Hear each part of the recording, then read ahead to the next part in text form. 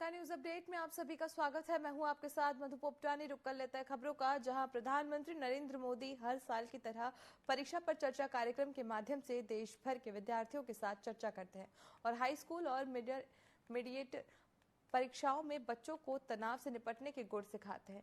इस कार्यक्रम में शामिल होने के लिए बच्चे हर साल बड़ी संख्या में रजिस्ट्रेशन कराते हैं। इस बार देहरादून से फूलचंद नारी शिल्प कन्या बालिका इंटर कॉलेज की छात्रा प्रीति तपाली ने पीएम नरेंद्र मोदी से बात करने का अवसर मिलेगा। स्कूल शिक्षा महानिदेशक ने बताया कि राज्य में 2 बच्चों की सीट थी, जिसमें से प्रीति तपाली का चयन हुआ है।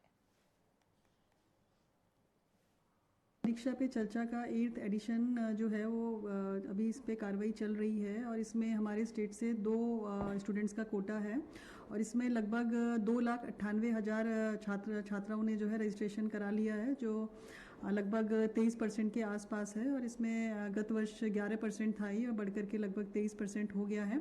टोटल एनरोलमेंट हमारे स्टेट का जो टारगेट था वो 12 लाख था, तो उसके अगेंस्ट लगभग 3 लाख यानी 2,98,000 बच्चों ने इसमें रजिस्ट्रेशन करा दिया है। तो उसमें चूंकि स्टेट का कोटा 2 स्टूडेंट्स का था, तो उसमें से एक स्टूडेंट को 12 तारीख को भारत सरकार में बुलाया गया था, तो जिसके तहत फूलचंद नारी शिल्प इंटर कॉलेज की एक कक्षा 11 की छात्रा है प्रीति करके, उसको सिलेक्शन किया गया था, उसको वहाँ भेजा गया था और जो वहाँ पे टॉपिक था वो building focus and memory the sports mentality था। वहीं उत्तरकाशी में निकाय चुनाव को लेकर भाजपा की तैयारी जोरों पर है। इसी के तहत गंगोत्री क्षेत्र के विधायक सुरेश चौहान ने कहा कि केंद्र और उत्तराखंड में भाजपा की सरकार है, जब नगर पालिकाओं में भी भाजपा की सरकार बनेगी, क्योंकि ट्रिपल इंजन सरकार रहेगी तो विकास का पहिया तेजी से दौड़ेगा। उन्होंने ये भी कहा कि अगर निर्दलीय प्रत्याशी जीत गए तो वो 5 साल तक बहाने ही बनाते रहेंगे। वहीं भाजपा ने लोगों से प्रत्याशी किशोर भट्ट के लिए समर्थन भी मांगा।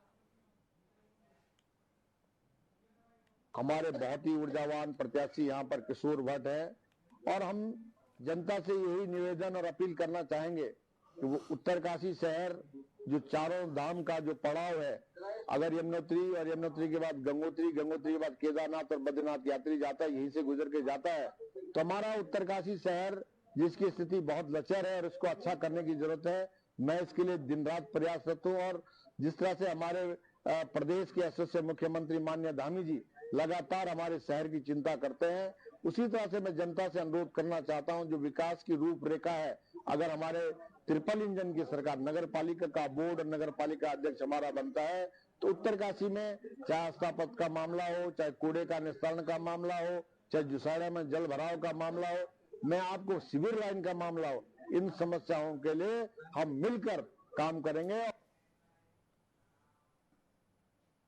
वहीं रुड़की की नगर पंचायत भगवानपुर से भाजपा अध्यक्ष प्रत्याशी रचित अग्रवाल को जनता का भारी समर्थन मिल रहा है। वार्ड नंबर 6 में सर्व समाज के सैकड़ों लोगों ने इकट्ठा होकर भाजपा प्रत्याशी को अपना समर्थन दिया। इस कार्यक्रम में भाजपा प्रत्याशी के साथ कई दिग्गज नेता नजर आए। वहीं मीडिया से चर्चा के दौरान रचित अग्रवाल ने भाजपा की जीत का दावा किया। वहीं सुबोध राकेश ने कांग्रेस विधायकों को राजनीति में बच्चा कहा, साथ ही कांग्रेस विधायक ममता राकेश पर गंभीर आरोप लगाए।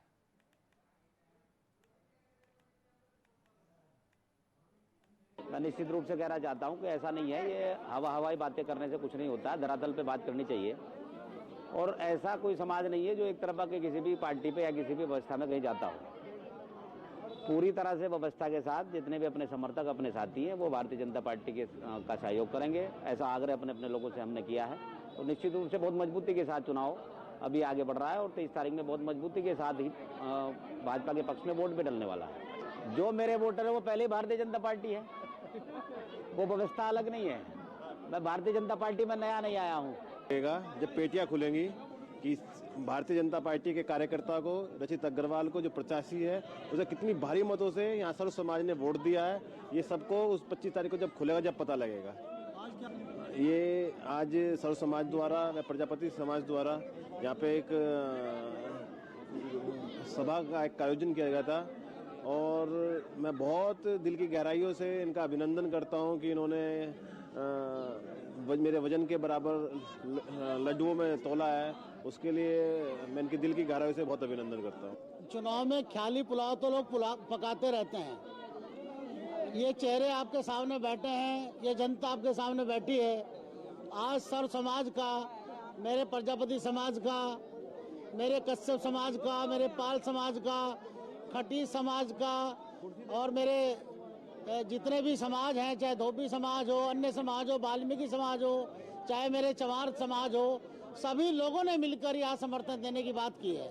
ये भारतीय जनता पार्टी के बड़े चेहरे बैठे हैं और लोग अपने अपने विचार हैं, वो उन्हें आज़ादी है, प्रजातंत्र है, अपनी बात रख सकते हैं और अपनी बात रख रहे हैं लोग। लेकिन जनता सब जानती है, जनता सब जानती है, जनता से कोई छिपा नहीं है।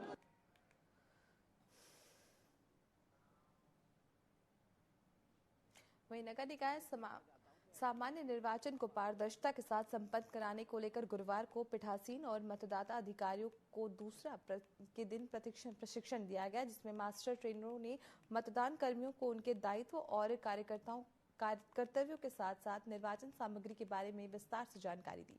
साथ ही पीठासीन और मतदाता अधिकारियों को मतपेटी को खोलने और सील करने का व्यावहारिक प्रशिक्षण भी दिया गया।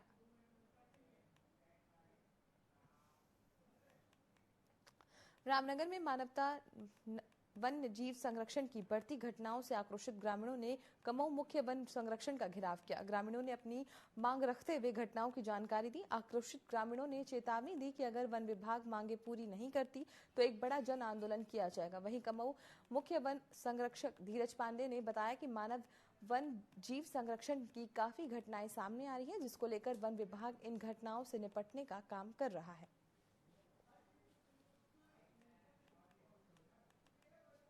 3 जगह जो है बागों में जो है इंसानों के जो है इसी सिलसिले में हमने उनसे रिक्वेस्ट करी कि जो बागों की संख्या पूरे उत्तराखंड के अंदर और खासकर जो रामनगर का ऑर्बिट रिजर्व है इसके चारों तरफ बागों की संख्या लगातार बढ़ रही है। इन बागों को दूसरी जगह आप इनको शिफ्ट कीजिए। और उन्होंने कहा कि हमने पिछले साल 16 बाग शिफ्ट किए यहाँ से, इस बार भी हम कोशिश कर रहे हैं और लगातार जो है हम लोगों की जो डिमांड है उस डिमांड पर हम लोग काम कर रहे हैं। हमने उन्हें ये भी कहा कि जो 25 लाख का मुआवजा है उस 25 लाख के मुआवजे को जो हमारी डिमांड है उसको आप बढ़ाइए। तो वो कहते हैं हमारी इस तरह से विचार चल रहा है। राई के हमारे जो वन क्षेत्र हैं वो मानव वन जीव संघर्ष की दृष्टि से अत्यंत संवेदनशील हैं। ये शुरू से ही ये बात लगातार हमारे संज्ञान में रही है। हमारे वन कर्मी इसके लिए तैयार हैं, इसके लिए टीम्स हमने डिप्लॉय करी हुई हैं, जो QRTs हैं वो भी इसके लिए तैयार हैं। स्थानीय ग्रामीणों के साथ भी हम लोग बैठक कर रहे हैं। आसपास के जो ग्रामीण क्षेत्र हैं, चाहे वो तराई के डिविजन्स हों, रामनगर के का क्षेत्र हो, उसके आसपास भी, और कॉर्बेट टाइगर रिजर्व की परिधि में भी जो कॉन्फ्लिक्ट के इंसिडेंट्स हैं उन पर भी हमारी पैनी नज़र है। हम कोशिश कर रहे हैं कि जल्दी से जल्दी ये टाइगर ट्रैंक्विलाइज किए जाएं। प्रदेश में 4 धाम यात्राओं के लिए प्राधिकरण बनाने की तैयारी की जा रही है। सीएम पुष्कर सिंह धामी इसकी घोषणा कर चुके हैं। पर्यटन विभाग प्राधिकरण की व्यवस्थाओं को लेकर लगातार काम कर रहा है। पर्यटन मंत्री सतपाल महाराज का कहना है कि प्राधिकरण में यात्रा के दौरान संचालन में किसी तरह की सुविधा होनी चाहिए, इस पर मंथन चल रहा है और धामों की कैपेसिटी के मुताबिक यात्रियों को वहां भेजने की बात हो रही है। वहीं उन्होंने कहा कि जल्द ही वो स्वयं भी प्राधिकरण की व्यवस्थाओं को लेकर बैठक करेंगे। प्राधिकरण के अंदर जो यात्रा के संचालन को देखा जा रहा है कि संचालन के अंदर सुविधा दी जाए और कैरिंग कैपेसिटी जो जहां की है, जिस धाम की है, उस कैरिंग कैपेसिटी के मुताबिक लोग पहुंचे, लोगों को सुविधा मिले, यात्रा सुचारू रूप से चलती रहे, ये हमारा कहना है। प्रयागराज में चल रहे महाकुंभ के लिए देहरादून से फाफामऊ रेलवे स्टेशन तक चलने वाली विशेष असिक्त ट्रेन में रिजर्वेशन शुरू हो गया है। इस ट्रेन में एक बार में 1200 यात्री आवागमन कर सकेंगे। ट्रेन में 2 सामान्य, 12 स्लीपर और एक एसी कोच बर्थ और एसी सेकंड भी होगा। बता दें कि उत्तर रेलवे मंडल ने देहरादून वासियों को महाकुंभ में पहुंचाने के लिए विशेष आरक्षित ट्रेन दून फाफामऊ एक्सप्रेस शुरू की है। महाकुंभ के उपलक्ष्य में देहरादून से आपके प्रयागराज के लिए, और ये प्रयागराज से करीब आपके 10-15 किलोमीटर पहले एक स्टेशन पड़ता है फाफामऊ, वहाँ के लिए मतलब जाएगी यहाँ से। और ये मॉर्निंग में सुबह 8:15 बजे जाएगी, रात को करीब आपके 12 बजे 23:50 एग्जैक्ट वहाँ पहुँचती है ये, और फिर वहाँ से ये सुबह चलेगी आपके, इसका सुबह चलने का टाइम है से आपका 6:30 बजे, सॉरी ये हाँ 6:30 बजे वहाँ से चलेगी फिर, और वापस ये देहरादून आएगी। देहरादून पहुँचेगी आपके 9:30 बजे नेक्स्ट डे। तो ये टोटल 6 ट्रिप है हमारी यहाँ से देहरादून से। 6 ट्रिप है आपके, इनकी डेट्स हैं कि आपके जनवरी में है 18 तारीख, 21 तारीख, 24 तारीख, 3 दिन जनवरी में है। उसके बाद फिर फरवरी में है 9 तारीख, 16 तारीख और 23 तारीख। टोटल 6 ट्रिप जाने की है। और वैसे 6 ट्रिप वापसी की भी है। जनवरी में है आपके 19 तारीख, 22 तारीख, 25 तारीख, इन 3 दिन वहाँ से भी आएगी। और फरवरी में 10 तारीख, 17 तारीख और 24 तारीख। रुड़की में निकाय चुनाव को लेकर अवैध शराब और मादक पदार्थों के खिलाफ लगातार कार्रवाई की जा रही है। इसी कड़ी में थाना पिरान करियर पुलिस ने भारी मात्रा में शराब के साथ 2 लोगों को गिरफ्तार किया है। पुलिस ने उनके पास से एक कार भी बरामद की है, लेकिन उनका एक साथी भागने में सफल रहा। पुलिस ने पकड़े गए आरोपियों को जेल भेजते हुए फरार आरोपी की तलाश शुरू कर दी है। एसपी ने बताया कि चेकिंग अभियान के तहत इमली खेड़ा भगवानपुर रोड पर अब आरोपियों को गिरफ्तार किया गया है।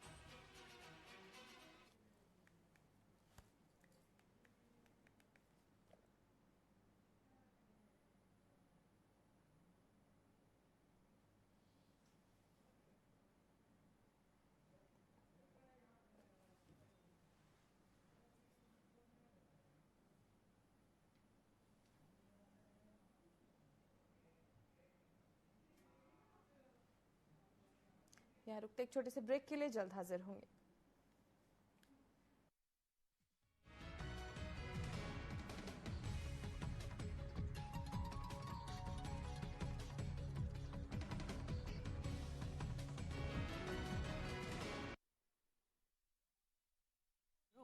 चाहे हो लोगों के अतरंगी तस्वीरें या कुछ ऐसा जिसे देखकर चौंक जाएंगे आप, या हो जाएंगे हंसी से लोटपोट, आपको दिखाएंगे ये सब सिर्फ यहाँ।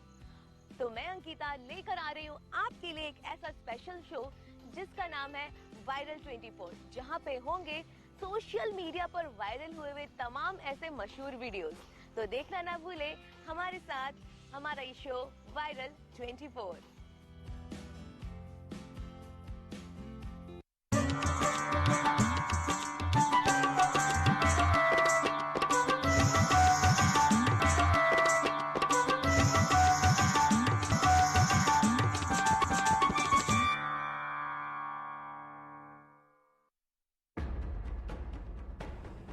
देश के धुरंधरों से बेबाक बातचीत, आपके सवालों का हम मांगेंगे जवाब। तीखे सवालों की जानिए हकीकत, सवाल सियासत के, सवाल समाज के, सवाल मुद्दों के, सच जो आप जानना चाहते हैं हम लाएंगे दिग्गजों का सच सामने। बिना पर्दा, बेझिझक, बेबाक, सवालों का तूफान, जवाबों का सैलाब। देखते रहिए चैनल हेड मोहित साहू के साथ सीधी बात माननीय के साथ, हर रविवार शाम 7 बजे सिर्फ टीवी 24 पर।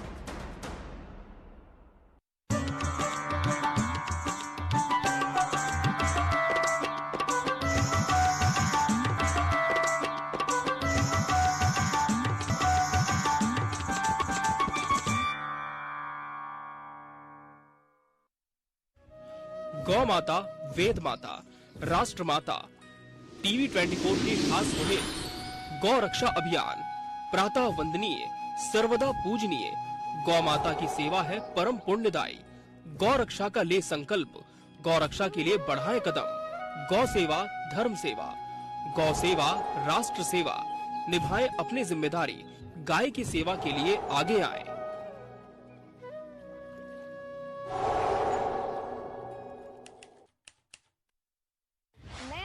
पूछने आम जनता के हाल, लेके उनके लिए ढेर सारे सवाल।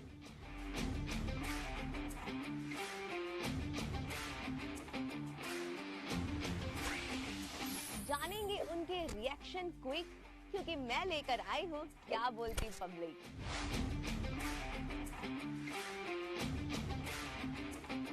यहाँ होंगे बहुत सारे मजेदार क्वेश्चन एंड आंसर्स राउंड, और ऐसे आंसर्स मिलेंगे जिन्हें सुन के हंसना रोक नहीं पाएंगे आप। तो देखना ना भूलिए मेरे साथ क्या बोलती पब्लिक, सिर्फ टीवी 24 पर।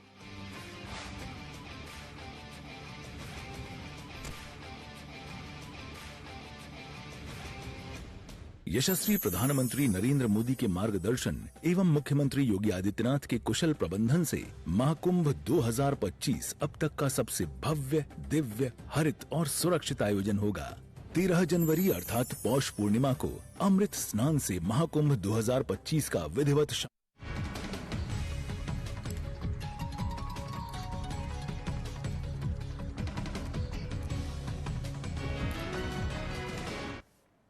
ब्रेक के बाद आप सभी का फिर से स्वागत है। रुक कर लेते हैं खबरों का, जहां मौसम ने करवट लेते हुए अल्मोड़ा में ठंड का असर बढ़ा दिया है। देर रात से ही हो रही बारिश और कोहरे के कारण इलाके में ठिठुरन बढ़ गई है। वहीं ठंड से बचने के लिए स्थानीय लोग गर्म पानी के लिए अलाव और का सहारा ले रहे हैं। सुबह सुबह कोहरे की चादर और ठंडी हवाओं ने जनजीवन को प्रभावित किया है। लोग घरों में दुबक कर बैठे हुए हैं और बाजारों में सन्नाटा पसरा हुआ है। ठंड के चलते व्यापारिक गतिविधियां भी धीमी हो गई हैं।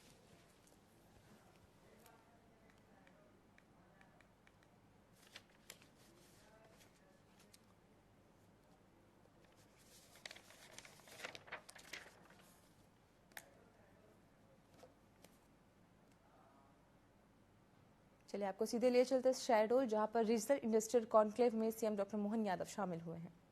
60 करोड़ से अधिक का निवेश और खास करके 9,561 से अधिक व्यक्तियों को रोजगार, सब मिला करके अगर मैं यहाँ के आज के इन्वेस्टमेंट की बात करता हूँ तो लगभग 32,000 करोड़ का इन्वेस्टमेंट का हमारा आज का यहाँ ये बिजनेस हुआ है। इसको मिलाकर अगर अपन बात करते हैं पूरे प्रदेश को लेकर के, तो प्रदेश में हमारे लिए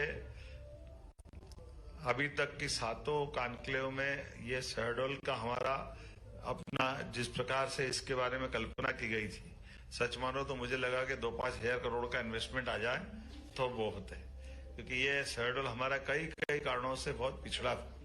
लेकिन आप देखिए अकेले एक सारडा ग्रुप, उन्होंने अपने माइक से घोषणा की, कितना बताया था, 3,000 करोड़ का, और टीएमटी सरिया वाले उनने 3,000 करोड़ का खुद ने इन्वेस्टमेंट करने की बात कही। इसके अलावा रिलायंस का तो काम चल ही रहा है, 6,000 करोड़ का अभी तक उनका इन्वेस्टमेंट हो चुका, 40,000 करोड़ तक जाने वाले। 1,000 करोड़ के बाबा रामदेव ने पतंजलि उनके समूह द्वारा यहाँ इन्वेस्टमेंट की बात कही है। ऐसे कई कारणों से, और जहां शहडोल में आज जब हमने भूमि पूजन लोकार्पण पूरे प्रदेश के स्तर पे अलग अलग स्थानों पर भी भूमि पूजन लोकार्पण किया है, तो 30 से ज्यादा इकाइयों का भूमि पूजन लोकार्पण, उसमें 18 इकाइयां तो अकेले शहडोल के लिए थी। मुझे इस बात की प्रसन्नता है जो निवेश प्रस्ताव प्राप्त हुए हैं, कुछ के आंकड़े मैं आपके सामने बताना चाहूंगा। टोरंटो पावर लिमिटेड शहडोल संभाग में 18,000 करोड़ का निवेश करने वाला है, जिसमें 7,000 से ज्यादा लोगों को रोजगार मिलेगा। बजरंग पावर खनन के क्षेत्र में, बजरंग पावर एवं इस्पात क्षेत्र जो हमारा टीएमटी सरिया वाला ग्रुप है, इसने 3,300 करोड़ के आशय पत्र के साथ अपनी भागीदारी बढ़ाई है, जिसमें 1,500 लोगों को रोजगार मिलेगा। सेलेक्ट बिल्डर्स द्वारा नवकरणीय ऊर्जा में शहडोल संभाग में 2,500 करोड़ का निवेश की बात कही, जिसमें 1,500 लोगों को रोजगार मिलेगा। Sharda Energy and Minerals Private Limited खनन क्षेत्र में शहडोल में आ रहा है, उनने 2,500 करोड़ का निवेश और 3,500 लोगों को रोजगार देने की बात कही। आरओ कोल प्राइवेट लिमिटेड अनूपपुर के माध्यम से 1,500 करोड़ का निवेश, 1,100 लोगों को रोजगार मिलेगा। जेएमएस माइनिंग खनन के क्षेत्र में शहडोल, अनूपपुर, उमरिया में 350 करोड़ का निवेश और 550 लोगों से ज्यादा लोगों को रोजगार मिलेगा। SM Premal cement ethanol rice mill Anuppur में 300 करोड़ का निवेश कर रहे हैं, 3,000 लोगों को रोजगार देने की बात कर रहे हैं। ये टेक्सटाइल के लिए भी एक बड़ा ग्रुप आया, डीडीटीसी एक्जिम लिमिटेड, जो 1,200 करोड़ का निवेश कर रहा, 5,000 लोगों को रोजगार देगा। प्रकाश इंडस्ट्री उमरिया में 250 करोड़ का निवेश ला रहे हैं। इसी प्रकार से नवकरणीय ऊर्जा में शहडोल संभाग में 200 करोड़ का निवेश वाईएनए इंडस्ट्री लगा रही है, जिसमें 1,500 लोगों को रोजगार देंगे। आरके ग्रुप ऊर्जा के क्षेत्र में शहडोल, अनूपपुर, उमरिया में 110 करोड़ का निवेश और 350 लोगों को रोजगार देने वाले। महावीर कोल रिसोर्सेज प्राइवेट लिमिटेड, ये माइनिंग के सेक्टर में आएंगे, कटनी, सिंगरौली इत्यादि में 100 करोड़ का निवेश, 100 लोगों को रोजगार देना है। रमणीक पावर ऊर्जा क्षेत्र में आया जो शहडोल में लगाएंगे। ये 500 करोड़ का निवेश और 1200 लोगों को रोजगार देने वाले हैं। एमएसएमई के अलग अलग 48 निवेश के प्रस्ताव आए जो मैं छोटे छोटे डिटेल नहीं पढ़ रहा हूं, जिनके माध्यम से 1710 करोड़ का निवेश और लगभग 5000 लोगों को इसमें रोजगार मिलेगा। तो कुल मिलाकर के आज ही अगर मैं संक्षेप में बात करूंगा तो 32,520 करोड़ का निवेश हमको इस अपने संभाग के लिए मिला है, जिसमें 30,925 लोगों को रोजगार मिलेगा। लगभग 925 मतलब 31,000 के आसपास लोगों को रोजगार के अवसर मिलेंगे। कुल मिलाकर के हमारी जो भावना और कामना थी, मां रेवा के आशीर्वाद से हमारी इंडस्ट्री कॉन्क्लेव बहुत सफल रही। सभी प्रकार की व्यवस्थाओं को लेकर भी हमने जो जो सोचा था वो सब यहाँ हुआ है। मैं आज के इस अवसर पर आप सबको भी बधाई देना चाहूंगा। और शहडोल के अंदर रिंग रोड बनाने के लिए हमारी माननीय विधायक मनीषा सिंह जी ने मुझे पत्र दिया है। निश्चित रूप से इसका एस्टीमेट बना करके ये रोड भी बनाया जाएगा। मैं एक बार फिर, चूंकि मुझे तुरंत दिल्ली के लिए निकलना है और अभी हमको चौपर से उड़ नहीं पाएंगे, इसलिए थोड़ी सी समय की कमी है। फिर भी आप सबने बहुत प्रेम से सुना।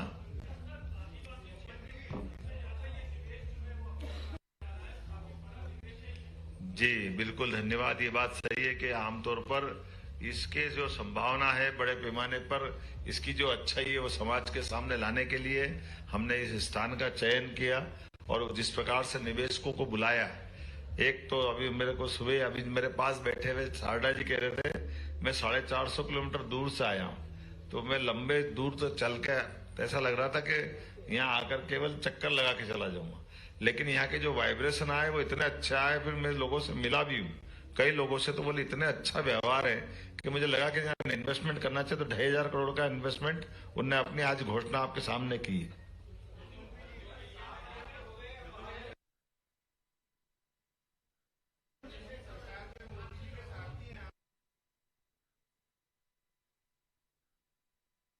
भैया इस पे तो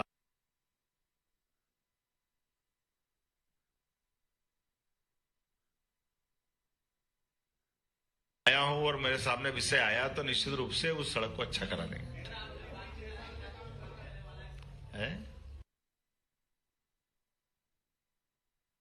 जो ग्लोबल इन्वेस्टर समिट होने वाली है उसके सह प्रायोजक के रूप में वो भूमिका निभा रहे हैं। मुझे इस बात की प्रसन्नता कि विदेश के कई सारे लोग इस पूरे आयोजन में भागीदार बने।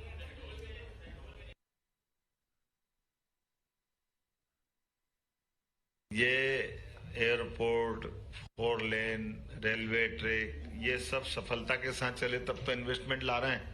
ये बेस बनेगा तो इसका सबको लाभ मिलेगा।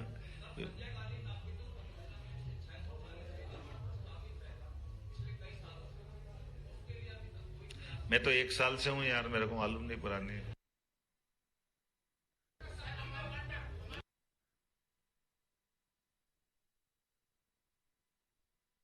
अमरकंटक का शक्ति लोक बनेगा ना। अमरकंटक के आपकी जानकारी के लिए बता दें कि 6 फरवरी को हमारी नर्मदा समग्र को लेकर के दोबारा मीटिंग है। मां नर्मदा के उस पवन तट से लगा करके पूरी परिक्रमा पथ पर सभी प्रकार की सुविधा हो, अमरकंटक बहुत अच्छा रहे। अमरकंटक नहीं, ये हमारे अनूपपुर, उमरिया, डिंडोरी, मंडला, बालाघाट, जो जो नर्मदा जी के किनारे के सारे तीर्थ हैं, इन सारे तीर्थों पे हम अच्छा काम कर रहे हैं। ओंकारेश्वर से लेकर आगे तक का पूरा निर्माण का बेल्ट। अब मुझे लगता है कि आज पर्याप्त है, मुझे उड़ने के लिए थोड़े